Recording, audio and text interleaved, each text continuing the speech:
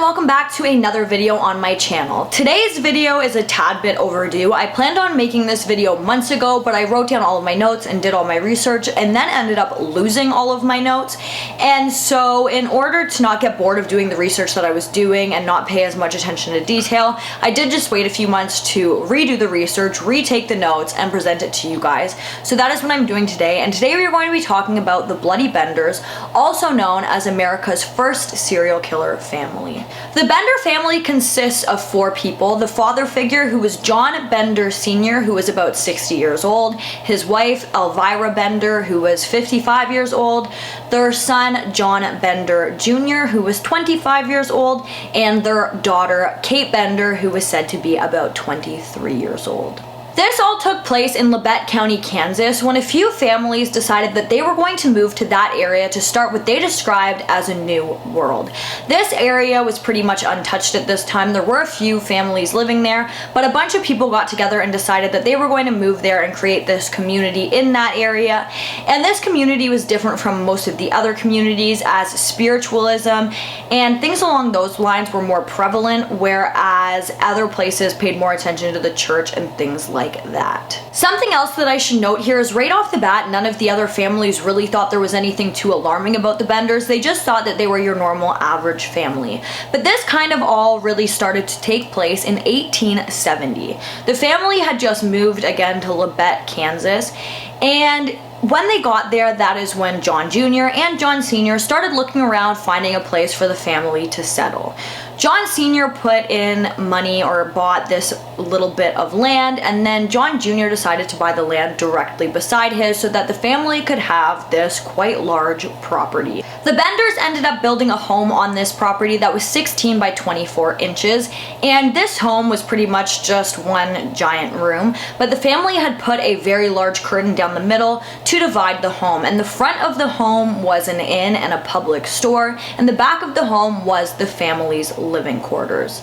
Outside of the cabin, that is where Kate and Elvira really put in the work, and they had a really nice vegetable garden and an orchard growing just outside the home. So it had almost seemed as if the family had made their own little chunk of paradise, I want to say, for lack of a better word, because they had this really nice garden, they were growing all of their own food, and then they had what appeared to be a 2-room house that was large enough that they could have an inn and a store, and then they also had an area where they could live. So this was considered to be something that wouldn't normally happen, and they were considered to be, you know, pretty set in that area at that time. The Benders had built this home right next to the Oswego Trail, which was the only trail in that entire area that headed west, meaning that any travelers that passed through this area would have been taking that road. So their house was in the perfect area for travelers to notice and say, hey, maybe we should stay there, especially because it was an inn. Individually, every single one of the members of the Bender family did have something kind of strange about them. First of all, John Sr. and Elvira couldn't speak fluent English, however, John Jr. and Kate could. And not that that's odd, but many people who talked to John Sr. said that even though his English wasn't great, when he spoke to them, it almost seemed as if anything that he was saying was completely unintelligible, and it just sounded like murmurs, like he wasn't even trying to speak English. Many people who encountered John Sr. said that they speculated that the family might have come from Germany and that that is where John's accent was from, but this was never ever confirmed, so nobody really knows where the Bender family came from.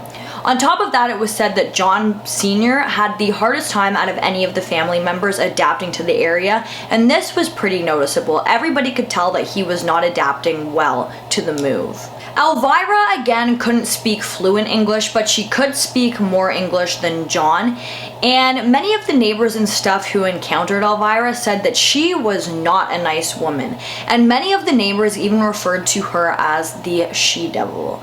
On top of that, it was speculated that she had been married several times before and had several children that she no longer had contact with. John Jr. could speak fluent English, but he was said to have a very thick accent that was assumed to be German, but again, this was not confirmed.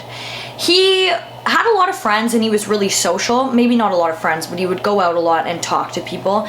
But even in those situations, he was described as being an oddball. Now, many people today who have researched this case think that it is possible that John Jr. had some kind of mental illness, but something that he was known to do quite often would be just bursting out in laughter at very random and inappropriate times. Kate Bender was the most popular member of the family. She was absolutely stunning. She could speak fluent English without any accent. She was a social butterfly. She was always out talking to people and trying to get people to talk to her. She loved talking to people. It seemed like she was almost like a socialite. And she was really, really open about the fact that she believed that she had spiritual powers. She thought that she was a spiritual medium. She claimed to be a psychic. She claimed to have these spiritual healing powers, and she would walk around handing out little flyers advertising her spiritual ability. So in 1871, once the Benders really had everything set up, that is when a lot of travelers started stopping at their inn. Again, their inn was in the perfect area for travelers to see it while they were traveling. They didn't really have to go off their trail or anything like that. And on top of that, they would hear word about Kate's abilities, and that would really pull them in. And I think that the fact that Kate was absolutely stunning and said to be very beautiful probably also really helped her lure these people in. But something else that was happening at this time was that a lot of the travelers that were traveling through Labette County would just completely vanish without a trace. Now, right off the bat, that sounds extremely alarming. However, at this time, that wasn't something unusual. Many people who would travel would just disappear, whether that be because they came to, something really bad happening to them, or because they met somebody along the way and decided to stay there or stay with them. And obviously, there was no cell phones or even phones at all. So to find out where somebody was quite difficult. So for people who were traveling to just completely vanish, it wasn't that out of the ordinary. However, what was out of the ordinary was the amount of people who were vanishing in this specific area without a trace. As soon as they would go to pass through Labette County, that is when they would never be seen or heard from again. The first body was discovered in May of 1871 in Drum Creek. When this body was discovered, it was found that the man had his throat slit and his head was bashed in with what was assumed to be a hammer or something like a hammer.